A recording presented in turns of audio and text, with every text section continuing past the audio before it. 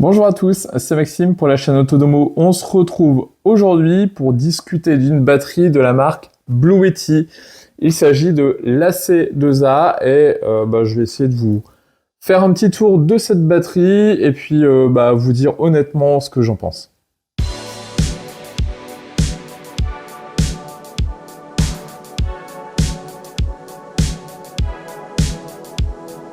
Alors vous l'avez vu, en fait, on va discuter de cette batterie, cette AC2A, donc de la marque Blue Yeti. C'est pas la première Blue Yeti en fait qu'on vous présente, mais cette batterie, en fait, c'est mon petit coup de cœur et pour le coup, vraiment tout petit, mais très gros coup de cœur. C'est une batterie, grosso modo, qui va faire 300 watts, qui va nous donner 304 Wh. Ça veut dire qu'elle est capable de délivrer 300 watts pendant une heure complète.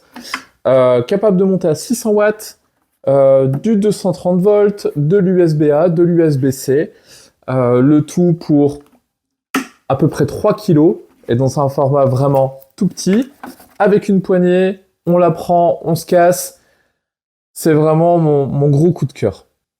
Mais avant de vous détailler tout ça, je vais juste vous faire un tour rapide en fait de la boîte. Alors déjà, cette batterie, en fait, comme toute la gamme Blue Yeti, Blue Yeti, en fait, conditionne vachement bien, en fait, leur batterie, puisque, en fait, vous avez déjà le carton de transport, donc qui est flagué Blue Yeti. Vous avez ensuite, hop là, et vous avez ensuite, en fait, le carton de packaging. En fait, vous voyez clairement que c'est de la C2A. Vous voyez un petit peu le design, donc le paquet est pas très gros. De l'autre côté, c'est pareil, C2A. Ensuite, on va voir sur le dessus quelques specs, puisque elle est livrée en fait en différents formats, donc soit du 100 volts, du 120 volts, du 230 volts. Et à l'intérieur, qu'est-ce qu'on va avoir? On va avoir d'abord un carton, ça on le verra juste après. On va avoir le manuel, donc manuel d'un côté, certificat en fait de conformité de l'autre côté. On va avoir de la mousse qui est plutôt dense, donc comme je l'ai dit, en fait, c'est plutôt très soigné en fait à chaque fois chez Blue Yeti. Et on va avoir la batterie, hop, je l'allume au passage. Et donc la batterie en fait qui est vraiment tout petite avec cette poignée. On fera un petit tour après en fait de la batterie. Et voilà pour le carton. Alors si on reprend un petit peu ce carton, qu'est-ce qu'il va nous contenir? Eh bien tout simplement, dans ce carton, vous allez avoir le câble secteur qui va permettre de la recharger. Vous allez avoir un câble qui va permettre de recharger la batterie en fait via le solaire, puisque oui, elle est rechargeable par panneau solaire. On va avoir un petit sachet en fait avec une petite vis qui va correspondre tout simplement à la vis en fait pour mettre la batterie à la terre, pour profiter en fait de la prise de terre en fait sur le 230 volts. Et c'est tout. Ça c'est le sachet. Donc des câbles.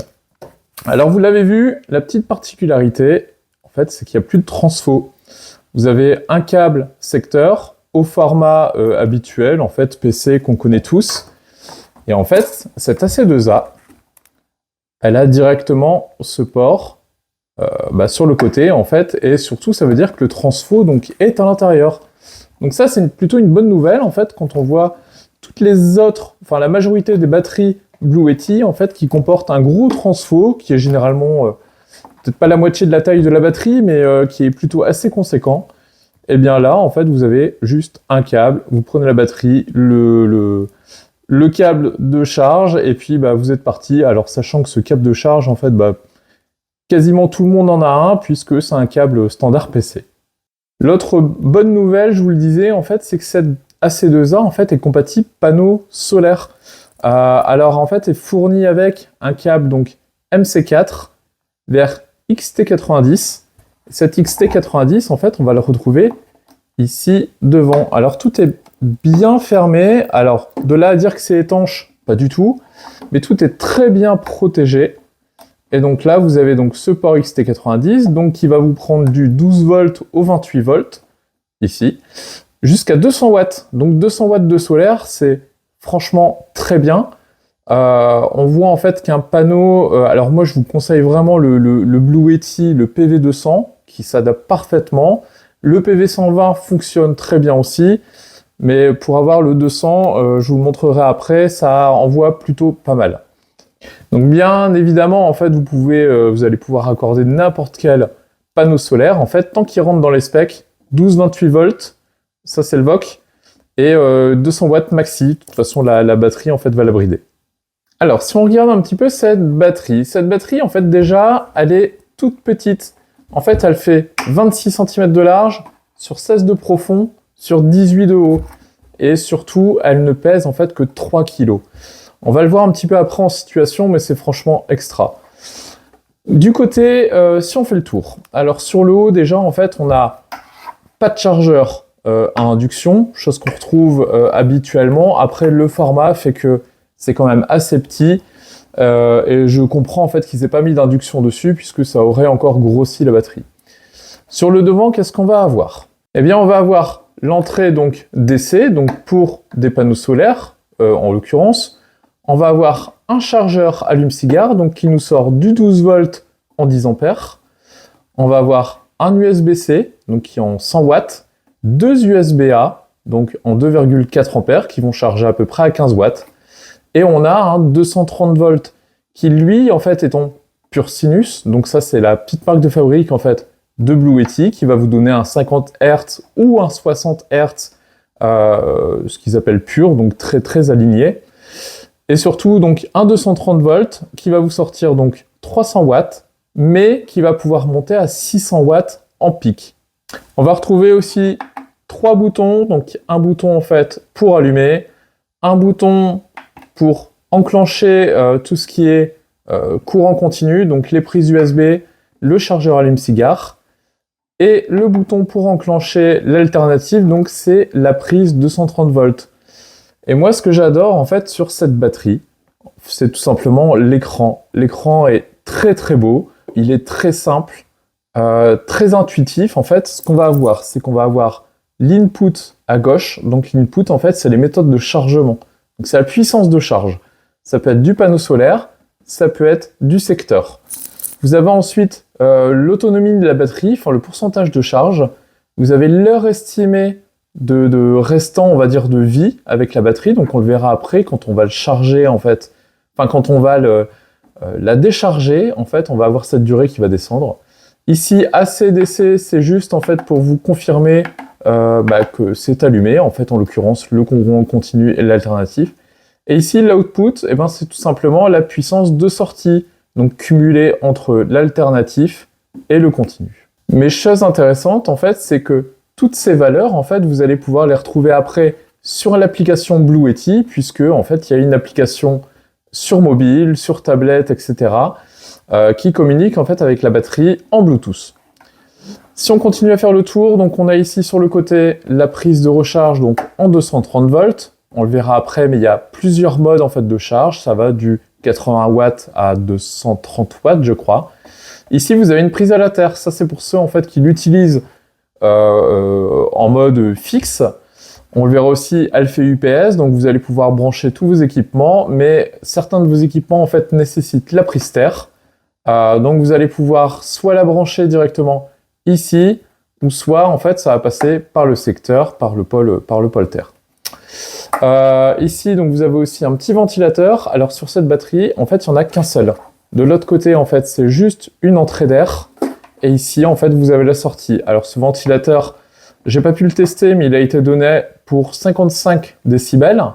Et il ne s'enclenche en fait que lorsque la batterie dépasse 250 watts à peu près. Ensuite à l'arrière, eh ben, on va avoir quelques informations. Donc on va avoir une AC2A, la capacité, tout à l'heure je vous parlais de 304 Wh, mais non en fait c'est 204 Wh pour 300 watts. Et puis bah voilà, on va avoir les tensions de sortie, les tensions de charge, etc. etc. Donc voilà, mais voilà, ce qui est impressionnant sur cette batterie en fait c'est son poids et sa faculté, comme je vous l'ai dit, à la prendre et à partir avec.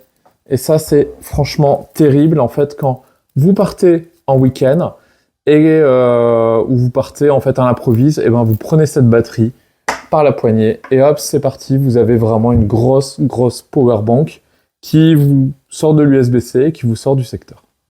Alors nous voici maintenant pour le petit test technique. Vous l'aurez reconnu, c'est mon petit sèche-cheveux en fait de test. C'est un sèche-cheveux qui fait 400 watts en première position. Il fait 800 watts en deuxième position. Donc là, 300 watts plus le powerlifting à l'élévation de puissance en fait à 600 watts. Je pense pas que ça va tenir, mais on va voir. Donc là, première puissance. Et donc là, on est à 430 watts. Donc je pensais 400 watts, mais ça chauffe un petit peu plus. Donc là, on dépasse les 300 watts. Voilà. Et pendant une dizaine de secondes avant, en fait, que ça passe en surcharge. Lorsque ça passe en surcharge, bah, il suffit juste d'éteindre, de rallumer. Et puis bah, là, c'est reparti. Donc là, on va le passer en mode ventilateur normal. On est autour de 150 watts. Ouais, voilà, 165, c'est bien. Et donc là, en fait, à 165 watts, eh ben, on est dans les normes. Et on voit ici que le temps restant, en fait, va s'adapter. Vous voyez, en fait, quand je l'éteins, logiquement, on va repasser à fond. Ou presque. Tout simplement, en fait, parce que vous avez l'AC qui est enclenché. Et en fait, l'AC va alimenter un convertisseur continu vers alternatif qui, lui, va consommer. En mode DC, en fait, il n'y a absolument aucun problème puisque la batterie, c'est du continu, ça sort en continu, il n'y a pas de convertisseur. Par contre, lorsque vous passez en courant alternatif, le convertisseur s'allume et donc là, forcément, bah, vous baissez l'autonomie. Alors tout à l'heure, je vous parlais du format. Eh ben, je vous ai mis en fait sa grande sœur, enfin son ancienne grande sœur. Il s'agit de l'EB70. L'EB70, en fait, qui est une batterie 1000 watts, enfin qui est capable de délivrer du 1000 watts. Et donc, vous voyez, le format est beaucoup plus gros. Il y a aussi une chose intéressante que je vous parlais, en fait, c'est le transformateur. Et ben, cette EB70 a un transfo externe. Donc, vous voyez la différence de taille entre les deux. Voilà, imaginez en fait cet AC2A avec un transformateur, ça serait un petit peu encombrant. Donc là, je vous ai fait juste un petit montage parce que je sais que le B70 charge à peu près, plus de 200 watts. Et on va juste vérifier ça. Voilà, donc là, on a le transfo qui se met en route. Et on a cette B70 en fait qui va commencer à charger. Donc qui, elle, nous indique une charge qui va arriver à 200, 220, bon, 180. Et ici, donc, elle qui vient en source, en fait, donc qui nous montre un 220 watts à peu près pour une charge, qui va réceptionner, en fait, 180 watts. Donc là, bah, elle, déjà, en fait, à 200 watts, il n'y a aucun souci. En fait, on voit que elle tient parfaitement. Ici, en fait, on est à 0,7 heures. Donc, ce qui va nous donner à peu près 45 minutes. Donc là, bah, dans les faits, c'est plutôt con. C'est une batterie qui recharge une autre batterie. Alors, pourquoi il y a une différence? Eh ben, c'est tout simplement le transfo. En fait, celle-ci va sortir 200-220 watts. Le transfo va consommer. Et en fait, on aura une réduction qui va aller, qui va nous donner en fait 180-190 watts en fait en sortie. Alors juste pour illustrer, en fait, je vous ai mis donc il y a une prise connectée donc juste ici qui va nous permettre en fait de mesurer la conso. Et donc tout simplement sur Home Assistant, on voit que cette prise là en fait, elle fait à peu près passer 200 watts, 190, 200 watts. Donc c'est plutôt fidèle en fait quand on voit que l'AC2A en fait sort entre 190 et 220 watts. Donc c'est plutôt fidèle.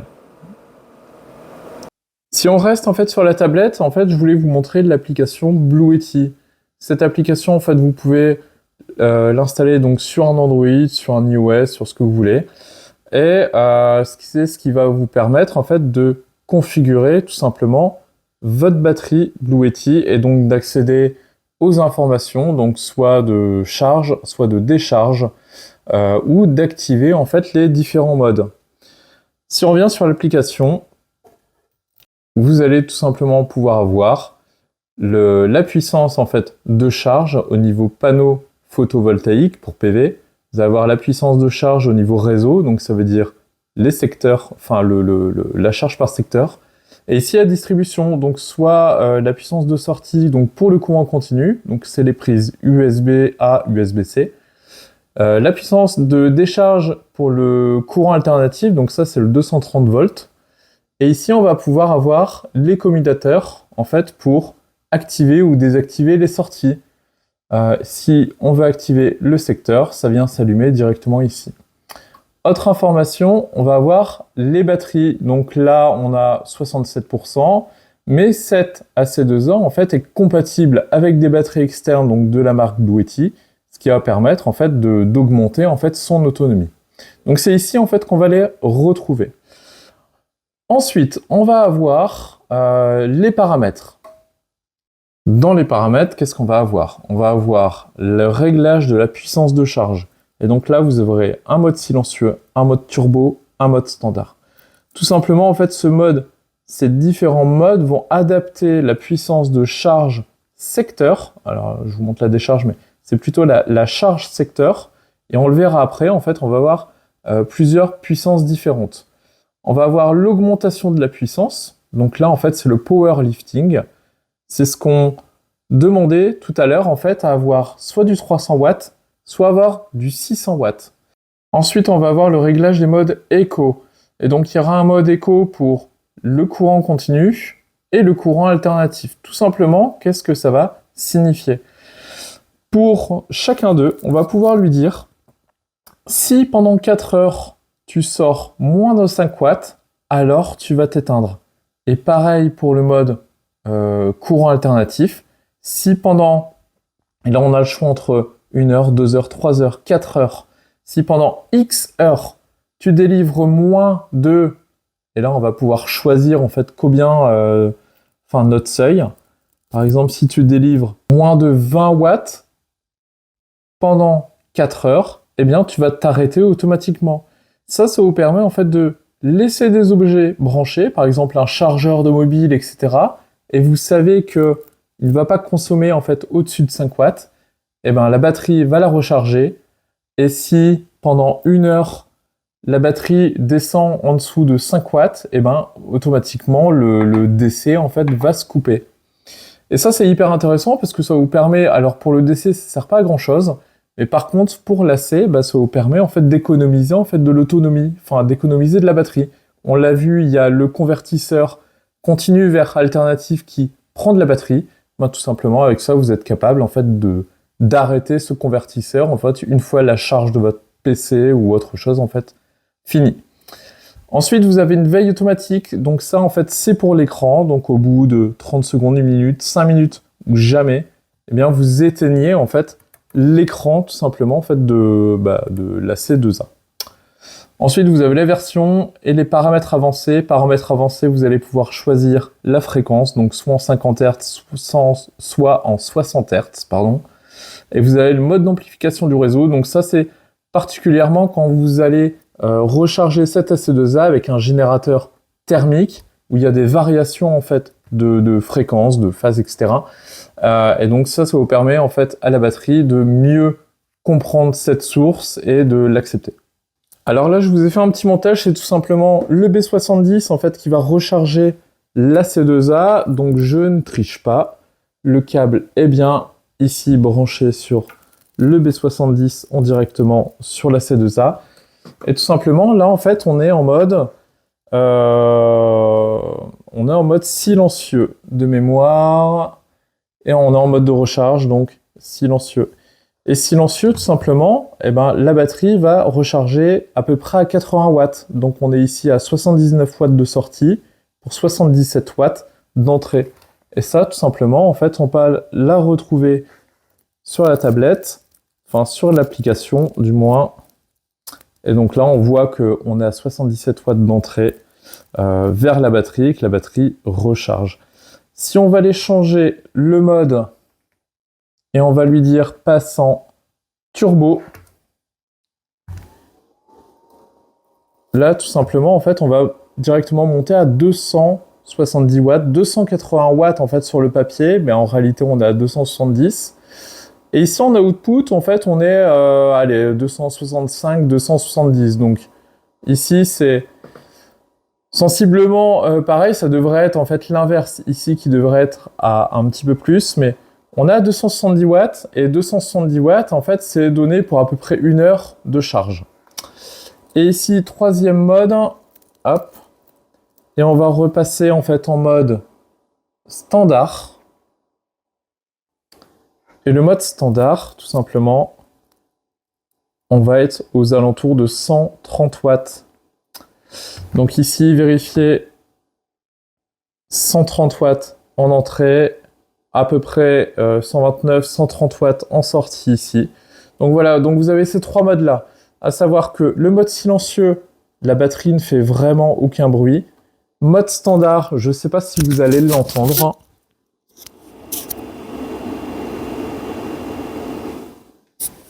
Donc elle fait quasiment aucun bruit. Et quand on va passer en mode turbo,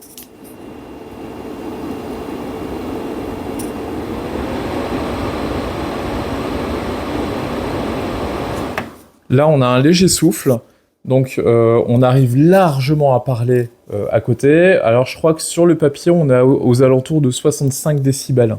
Donc on a comme un petit ventilateur en fait qui tourne à côté de soi. Donc au final, trois modes. Un mode à 70 watts, un mode à environ 130 watts et un mode à 270 watts. Donc c'est vraiment super parce que ce mode à 270 watts déjà va nous permettre en fait de recharger je crois que c'est 80% de la batterie en 45 minutes. Donc ce qui fait que vous voulez partir, vous mettez à charger même pas 1 heure avant, vous partez avec 80%. Et ce qui est bien en fait, c'est les différents modes, puisque pour ceux qui ont des panneaux solaires, eh bien vous allez pouvoir régler, donc soit en Bluetooth ou soit via des add-ons par exemple pour Home Assistant, vous allez pouvoir régler en fait la puissance de charge. Donc tout dépend de votre surplus, mais votre système domotique va être capable de piloter, soit de la recharger à 70, à 130 ou à 270, peu importe, enfin selon votre surplus solaire. Alors en autre test en fait sur les USB en façade, donc tout simplement là j'ai un cordon donc avec un déficheur, avec une batterie, donc c'est une Dell, qui prend de l'USB-C en façade et qui en théorie monte à 40 watts. Et bien tout simplement ici en fait on va allumer, on va voir l'output, voilà on est à 39 watts, on a 39 watts aussi ici, donc on est en mode Power Delivery, donc on est bien à 40 watts. Ce qu'on va faire aussi, c'est que, moi j'aime bien aussi, en fait c'est un petit cordon comme ça, et donc ce câble en fait permet de recharger donc de l'USB-C, du Lightning, du micro USB. Et donc là ce qu'on va faire, c'est qu'on va prendre, hop, la tablette, on était à 35 à peu près, voilà, on va monter à 41, non, je crois que c'est tout. Ouais, en fait elle est déjà chargée, elle est à plus de 80%, donc ça va pas tirer beaucoup.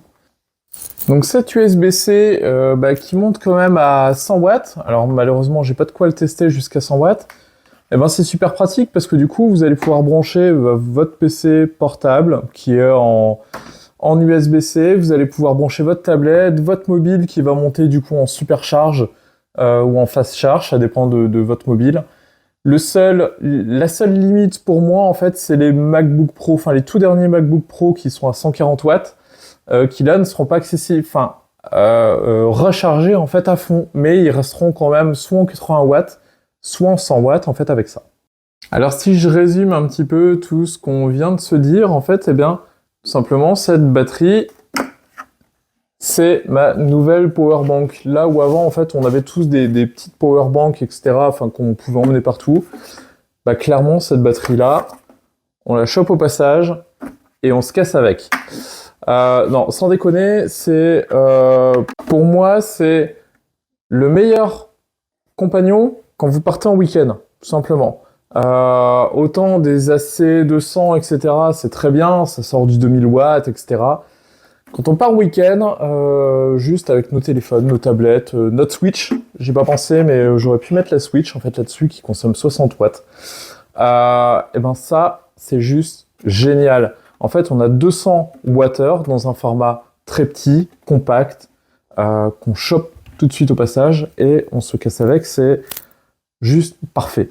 Ça tient derrière entre les deux sièges dans la voiture, ça se met dans le fond du coffre, ça prend pas de place. Ça nous sort du 230 watts si on a besoin, si on a encore un vieux PC, etc. Mais pour moi, c'est le format idéal. Alors c'est sûr que 300 watts, ça suffira pas à tous, et ça suffira pas à tous les équipements. Mais 300 watts, eh ben, vous avez des petits sèche-cheveux qui fonctionnent très bien. Vous pouvez vous en servir, et ça je ne l'ai pas mentionné, mais cette AC2A, elle fait UPS, autrement ASI, donc alimentation sans interruption. C'est-à-dire que ici, vous branchez votre box, et vous la branchez en fait au secteur. Ce qui fait qu'elle va continuellement charger, mais elle va délivrer en fait du 230 volts ici. Lorsque ça va couper au niveau d'Enedis, où vous n'aurez plus de charge, ici ça va continuer en fait à tourner. Et donc 200 Wh, si une box vous prend, allez, 20 watts, eh bien ça vous fait tenir 10 heures. Donc 10 heures, vous avez votre box qui est allumée, ça vous fait une petite solution en fait de dépannage pour la maison. Mais c'est surtout ce mode UPS en fait qui est super sympa parce que du coup vous pouvez l'utiliser toute la semaine s'il y a des coupures EDF, si n'importe quoi sur de la lampe, etc. Et puis vous vous en servez en fait le week-end. En parlant de week-end, c'est trop bien parce qu'on l'a vu, panneau solaire, 200 watts, ça se recharge allez, en 2 heures en condition, allez on va dire 3 heures si vous avez un peu de nuages, etc. Donc vous êtes complètement autonome en fait avec ça. Si on parle un peu du prix, on est aujourd'hui autour de 230 €. C'est ce qui l'a fait positionner plutôt bien en fait au niveau du tarif. Peut-être un petit peu plus cher si on regarde le prix au watt-heure au niveau de la capacité de stockage. Peut-être un petit peu plus en fait que la moyenne puisque on a ce petit format et forcément en fait on va pas proposer, enfin Blue Yeti ne va pas proposer une batterie de ce genre-là à 100 €. Ça c'est pas possible. Donc 230 €, c'est pour moi un prix convenable quand vous savez en fait qu'une powerbank de qualité pour un mobile qui est capable de sortir du 100 watts, c'est en moyenne 100 à 130, 140 €. Et bien là, pour 100 € de plus, en fait, vous avez du 230 volts, pardon, 300 watts, voire 600 watts de sortie, et puis quand même une nettement plus grosse autonomie. Alors si on parle un petit peu de la batterie en elle-même, c'est une LiFe PO4, donc l'ion fer phosphate. C'est ce qui se fait actuellement de mieux, enfin c'est le standard maintenant au niveau des batteries. C'est ce qui procure en fait la meilleure stabilité au niveau sécurité, la meilleure autonomie et le meilleur rapport prix en fait autonomie. Alors concernant la garantie, là où il y a la plupart des batteries Blue Yeti sont garanties 2 voire 3 ans, et ben celle-ci est garantie 5 ans. Et en plus de ça, elle est garantie en fait pour 3000 cycles. Alors honnêtement, ce que je regrette juste en fait sur cette batterie, c'est la différence des précédentes batteries, en fait, c'est qu'il n'y ait pas de chargeur à induction. En fait, il y a deux choses qui m'embêtent. C'est le chargeur à induction, ce qui nous aurait complètement affranchi de câbles. En fait, quand on part, on aurait pris la batterie, on pose le portable dessus, terminé. Et la deuxième chose, c'est ce que j'ai vu sur d'autres batteries. En fait, c'est un petit rangement, un petit capot. Alors, je l'ai vu en fait sur le devant, mais on aurait pu le voir derrière ou autre. C'est un tout petit rangement en fait dans lequel on serait venu en fait glisser des câbles et ce qui nous aurait gardé en fait le fait de partir avec la batterie sans rien d'autre. Le premier point, enfin les deux points, je peux les comprendre en fait, c'est dû au format. Blue Yeti, je pense qu'ils ont voulu faire un format très petit, très léger, moins encombrant possible, et du coup, ni la place pour mettre un chargeur induction, et ni encore moins la place en fait pour mettre un petit coffre. Voilà, moi ce que je peux vous dire de cette AC2A, j'en suis très content. Elle me suit, je vais pas vous dire qu'elle me suit partout, c'est faux. Elle me suit la plupart des week-ends quand je pars, soit sur de la famille ou autre. Elle est toujours dans la voiture, il y a toujours la Switch, un enfant qui a sa Switch ou son mobile en fait qui est déchargé. Elle est derrière dans la voiture.